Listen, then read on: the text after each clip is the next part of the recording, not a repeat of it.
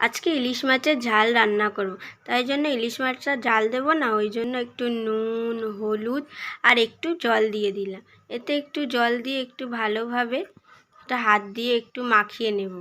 মাখানোর পর এটাকে গ্যাসে চড়িয়ে দেব। গ্যাসে চড়িয়ে এটা দেখো প্রায় হয়ে এসেছে।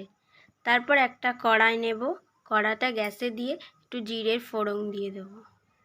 দেখো জিরেটা ফোড়ন দেবার পর এতে একটু আদা বাটা, রসুন বাটা দেবো। তারপর এতে একটু হলুদ গুঁড়ো, লঙ্কার গুঁড়ো, জিরের গুঁড়ো, ধনের গুঁড়ো এইসব দিয়ে একটু জল দিয়ে ভালোভাবে কষিয়ে নিলাম। একটু নুনও দিয়ে দিলাম। তারপর দেখো কষতে কষতে কেমন টেস্টি লাগছে না তরকারিটা, হেব্বি লাগছে। দেখো তারপর এখানে ধনে পাতাটা কুচিয়ে রেখেছি। তারপর দেখো এখানে কষতে কষতে পুরো লাল হয়ে গেল মশলাটা। তারপর এতে একটু জল দিয়ে দেবো। জল দিয়ে দিলে একটু ফুটে উঠবে। তারপর এটাকে ফুটে উঠলে তারপর এতে মাছ দিয়ে একটু ধনে পাতা দিয়ে দিলাম।